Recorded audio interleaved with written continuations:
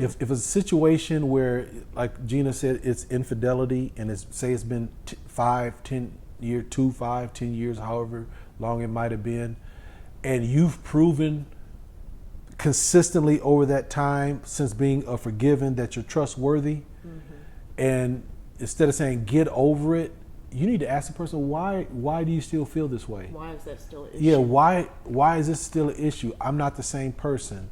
I've done everything that. Now the conversation, there's still a bridge.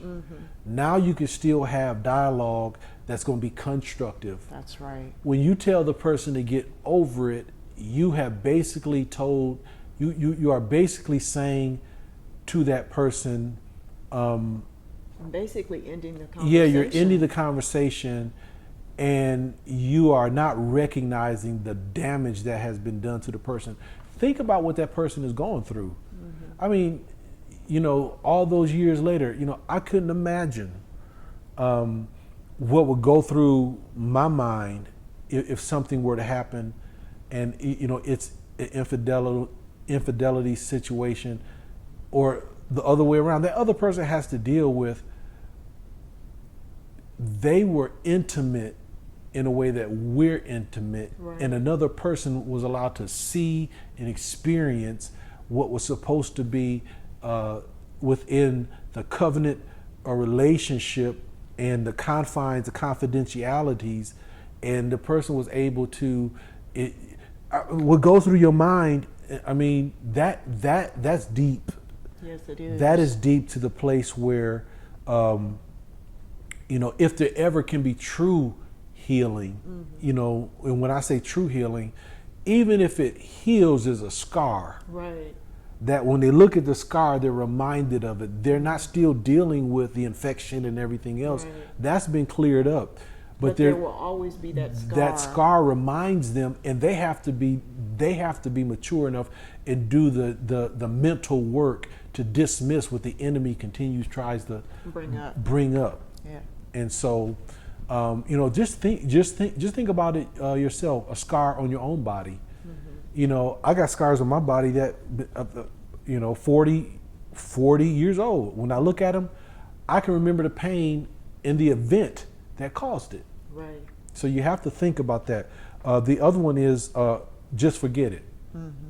Now, again, that's something that I put it in here because I think that if those words are said, then there has to be follow-up at some point. I don't think that there is a place where you truly can forget it. Right. I don't think, and I'm still working on words. How do you say, and maybe that's it, I don't want to talk about it anymore. Or let's not talk about it. Let's talk about this later. Let's talk about this later. So you have to develop a vocabulary where you are not burning the bridge. Right. And saying, that's it, I'm blowing up the bridge, so I don't care how or if we ever get across. So that's another one. Another one, this number 7 is almost like number 3, I hate you. It's so destructive and volatile. It is of a nature that it doesn't deserve to be spoken. That's right. And that's when you tell the other person to shut up.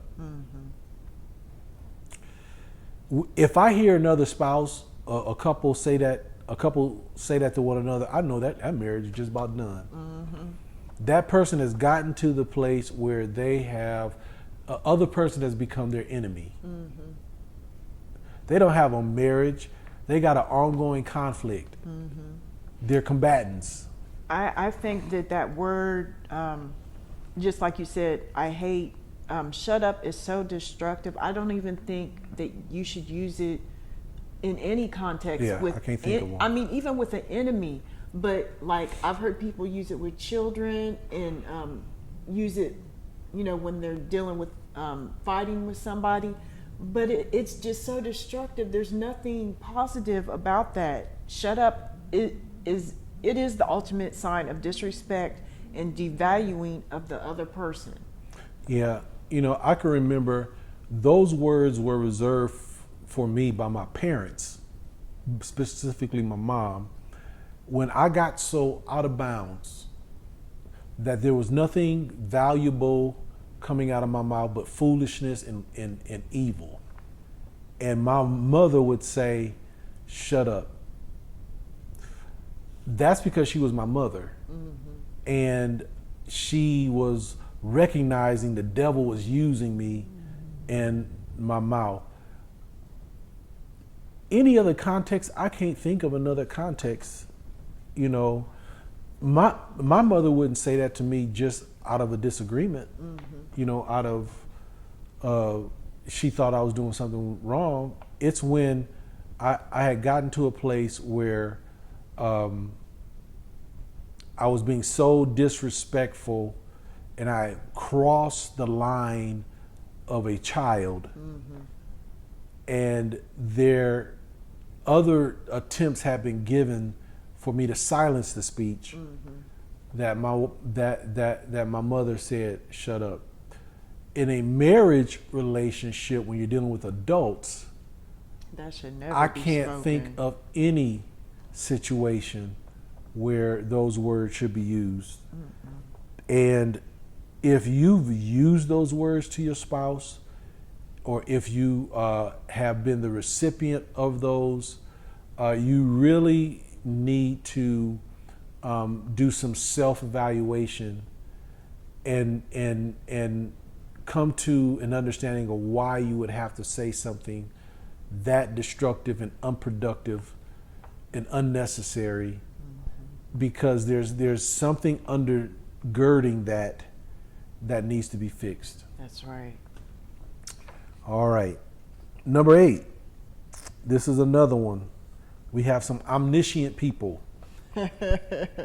And you know, I've been guilty of this myself, and I've had to learn. My wife had to remind me of this sometimes.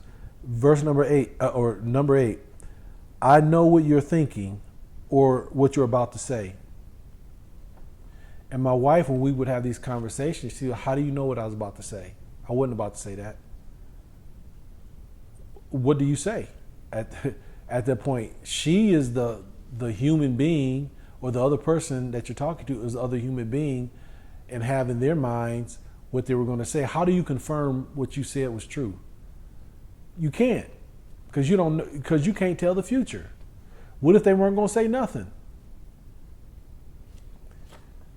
But like I said, these are things, because what that does is, and I realize this, that it's almost akin to you always or you never. Right. So you're putting a person in a position, in that circumstance, in that situation, and you're taking something from the past that has a different fact pattern and situation that led up to it, or it may be even a different environment or place in life in your marriage, and you're bringing those things forward to try to give meaning to something that is taking place now, which may not even be true, in the sense that the person, you know what, as a matter of fact, you can say some things now that were said 10 years ago, exact same words, and they don't mean the same thing now. That's right. But I think, again, this type of thing kind of devalues the other person, in the sense, I know what you're going to say, or I know what you're thinking. Mm-hmm. I'm just wondering, how do you do that? Now, again, I'm not putting anybody down or blasting anybody out there, because I've done it. But when I think back on it, I'm thinking that was foolishness. How do you know what the person's thinking? And you know, my wife is spicy. I call her spicy. She fights back. She would ask you, how do you know what I was thinking? Like, because I know, because I'm the man of God. He tells me things. That doesn't work, y'all. He tells me things. No, I didn't know. I thought I knew what she was going to say based on what I thought had been said before. But we're not in the past, we're in the now. Mm-hmm. And so when you say things like that, be prepared to humble yourself and say, I didn't know. And maybe even if that's what you're thinking to say, you may want to change what you're saying and say, tell me what you were about to say, or tell me, or ask the other person what they meant or said, or why did you say this, or something along the lines where you are respecting the person as an intelligent person, and you're saying, okay, I want to understand because I don't. Or you said that before. What do you mean now? And again, now that bridge is built back. Now you've opened up the gates, and now they can now communicate to you what they meant or were intending as a result of what happened that created the issue, and maybe it's resolved.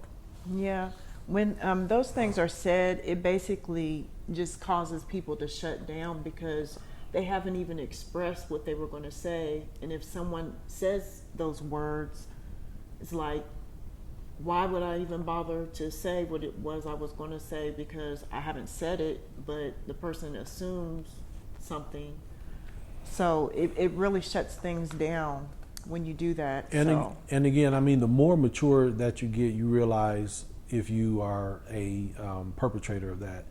And it's not something, unless somebody tells you or reminds you, like, again, you're not conscious of saying, I'm omniscient, I know what you're going to say.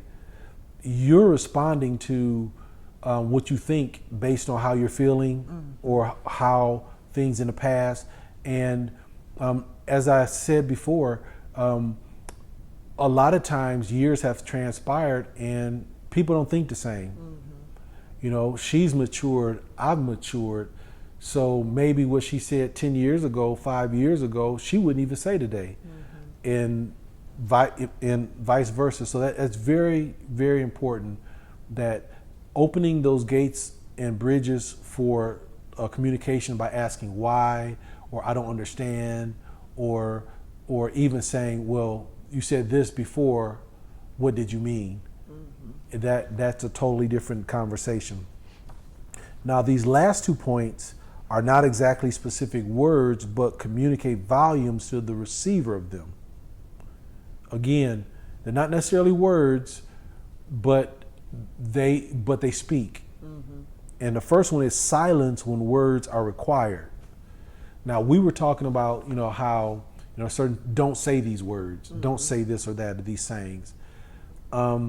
But there is a time when there needs to be words said.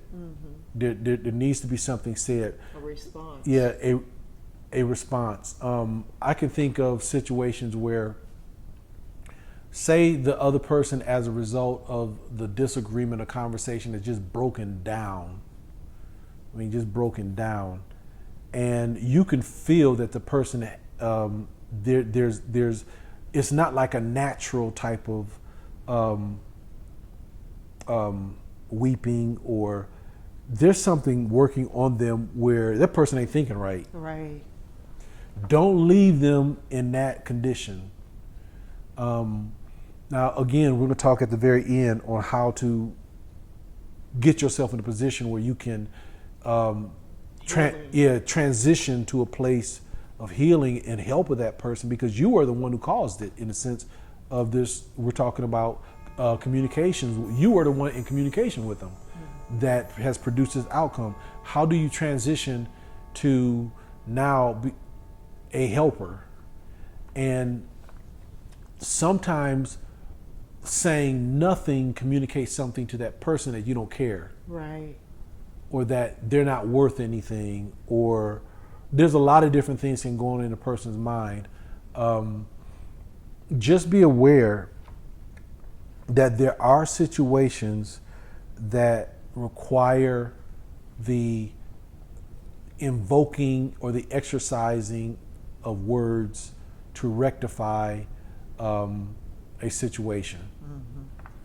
Did you want to say anything? Oh, I'm in total agreement with what you just said.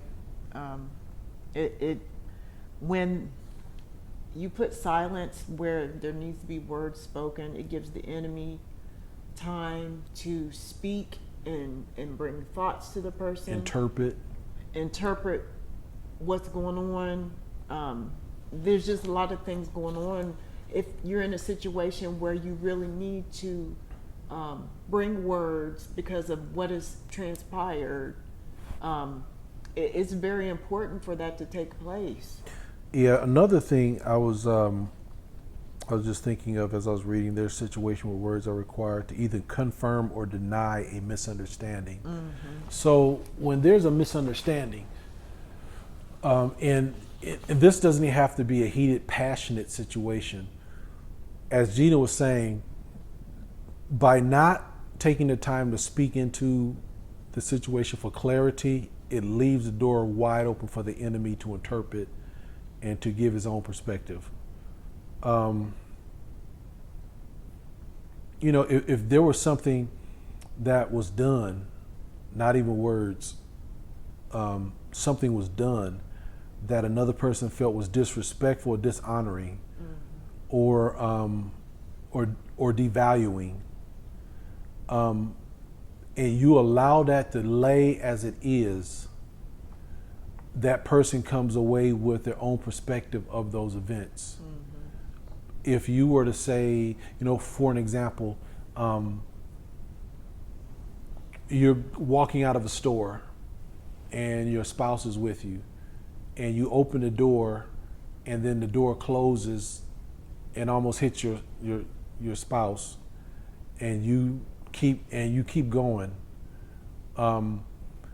There may have been a reason for why you couldn't open the door. Say you're reaching in your pocket, or saying that you were going to help somebody else. Say there's an older lady coming through the door and you were reaching forward to open that door, and when you had gone through it, your spouse was right behind you. Your good act could communicate something to her or to him that's not true. Right. Follow those up with, I acknowledged that I did that, and I'm sorry, I was trying to help so-and-so. Right. No, she's fine. Right. She's like, but if you don't say anything, you just get in the car, I was doing a good deed, she need to understand that. She's thinking, this fool let the door almost hit me in the face. It didn't say nothing. So that's just one example. I'm just giving, there's a plethora of examples that if you don't say something further to explain something that could be taken either way, to either confirm it or to dismiss it, it will take on a life of its own. That's right. The last, number 10, of this teaching on words and sayings that wreck marriages is tone and accompanying body language. Now watch this. You could say something, but the tone in which you say it will have its own message. Or even body language. That's right.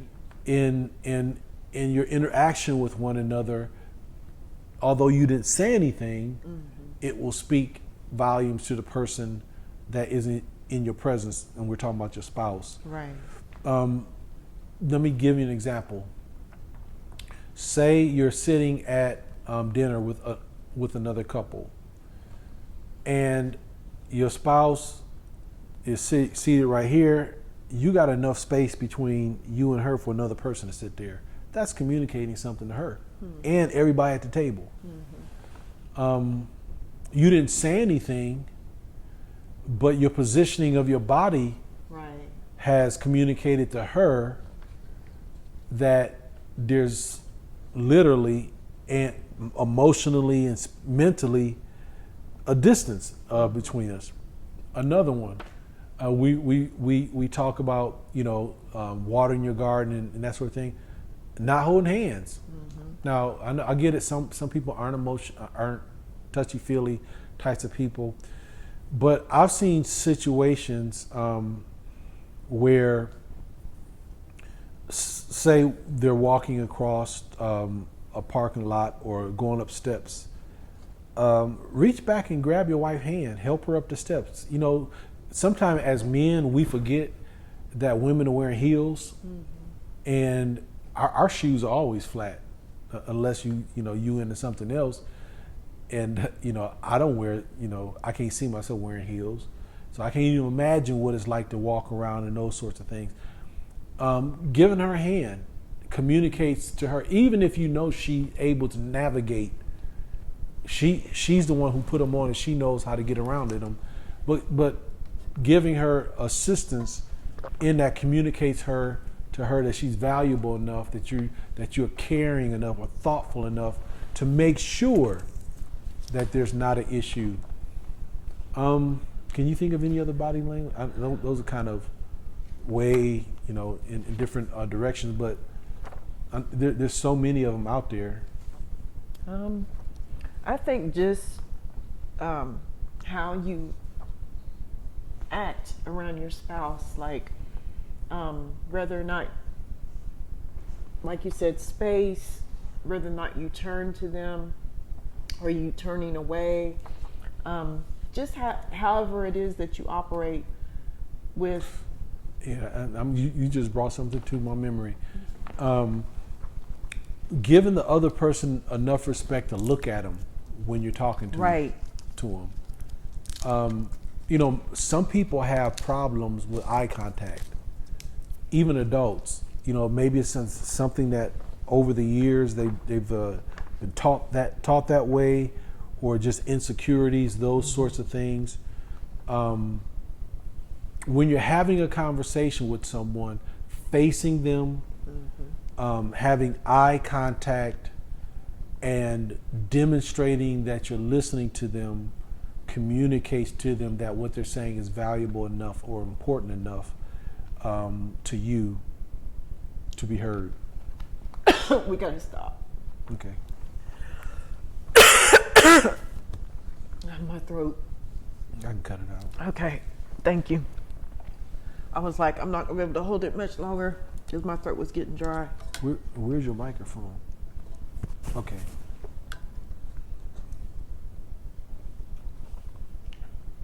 Oh, sorry. Ooh.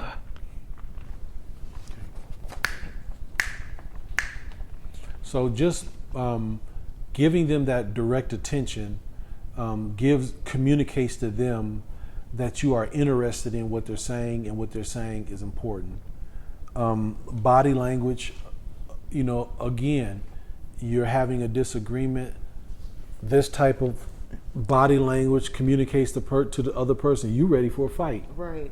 I'm not listening. I'm not receiving anything you're saying. Yeah, you are guarded, and you are in defensive manner. Another body language is you're accusing. Yeah, and you're disrespecting people's space. What you're doing is those things communicate, or what I would call is gas on the fire. You already got a fire going. You start doing this when a person's talking, or you start doing this while you're talking to another person. Or if you turn your body and they're like, like I'm not listening to you. You have just put not only kindling but fuel, gas infused kindling on a fire, and you're gonna have an explosion. That's right. And so these things we wanted to share with you because they're important, that you be conscious of them. A lot of these things, maybe some of you already know, maybe some of them that you did not know, but we just wanted to bring to the consciousness of people that these are real destroyers of marriages. That's right. Of relationships, of people who otherwise don't have problems, but because these words are not understood and are used in their communication, there are some psychological things that are happening, in the sense of people feeling devalued, not appreciated, or even dismissed, or the people haven't taken the time and recognizing that these words their meaning depends on context, taking the time to interject into what was said or done, context, to clarify, to either confirm or dismiss something that could be taken one or the other ways.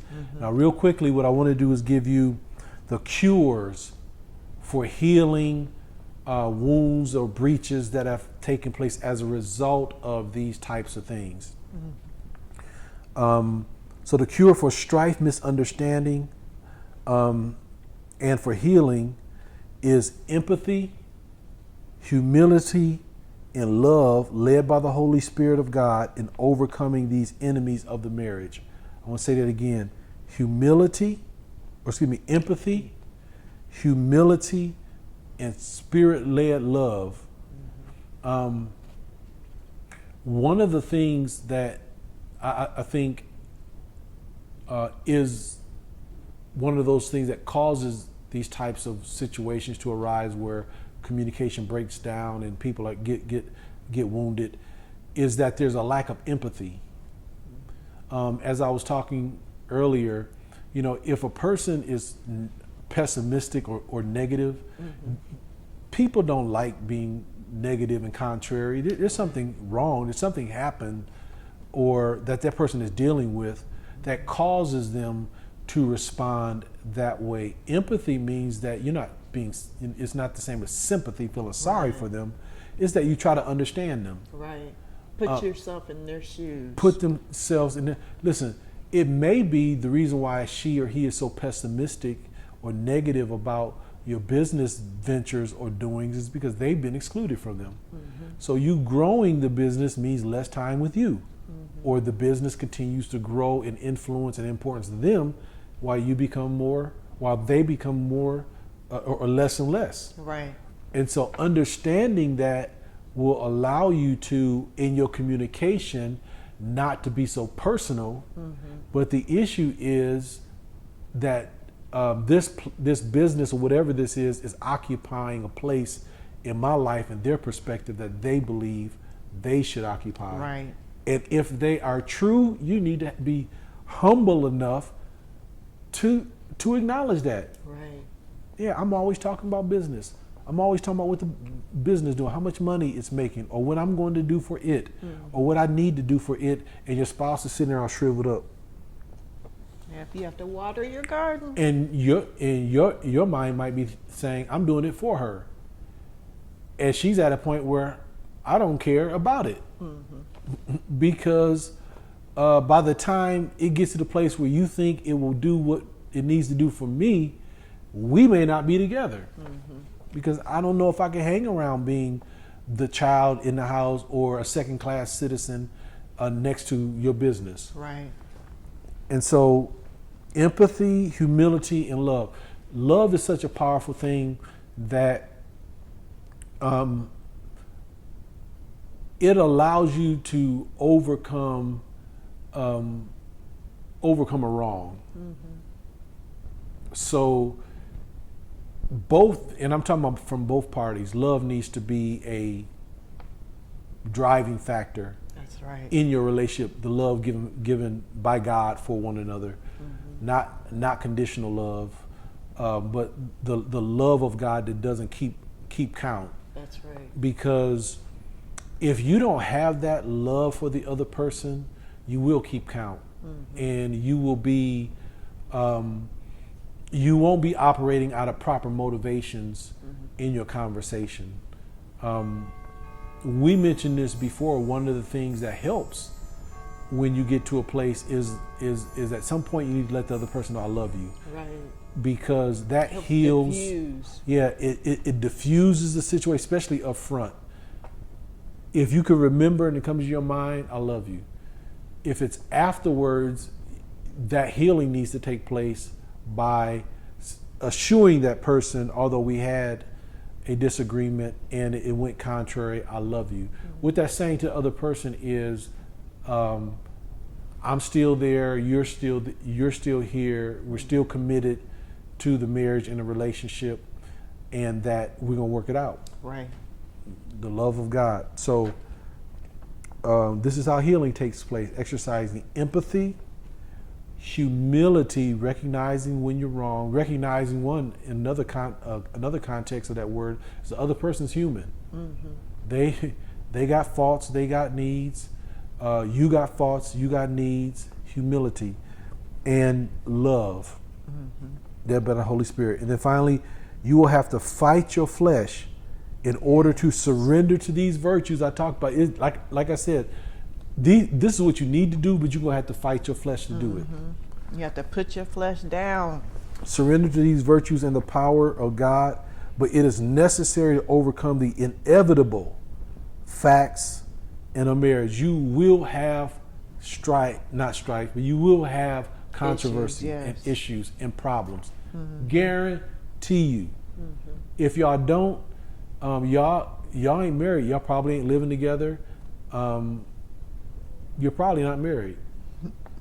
Yeah. Or not in a real relationship, not in this world. Issues and problems and things of that sort are just part of everyday life, and there's no way that you can avoid it being in marriage.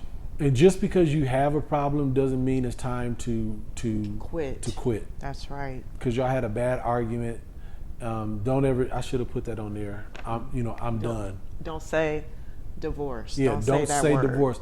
Add that as number 11. Yes. Don't use the word divorce.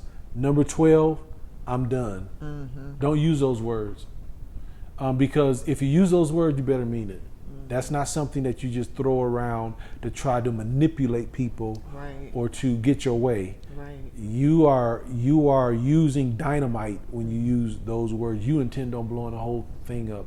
And if that's where you're at a place in your relationship and in your marriage, and you say those words, before you do it, what I want you to do is go before God.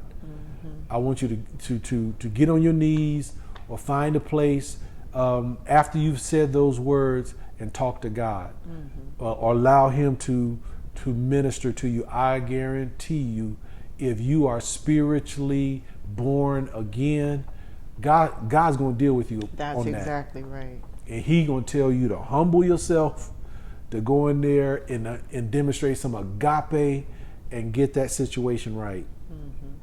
That's if you're born again. That's right. So with that said, we pray that these lessons have been a blessing to you. Make sure that you listen to all of them and share this with friends and family. I can't think of any marriage or a relationship where this information would not be valuable at whatever stage you're at. That's right. Whether or not you're looking at being married, or y'all been married for years, or just recently got married, this information, I'm telling you, will save you a lot of years heartache. And a lot of heartache. We know, because we've had to suffer through a lot of these things and had to overcome them just through the grace of God. What we want to do is we want to use what we've been through and what we've seen in counseling others as well, and help you overcome these pitfalls and these obstacles. So with that said, I'm Dr. J.C. Matthews. Again, I'm here with my beautiful wife of over 32 years, mother of my 4 children and my 4 grandchildren, partner in ministry and co-pastor, best friend, a lot of other things. Glad that you spent this time with us. Again, share with others. Until we meet again, may God bless you and keep you.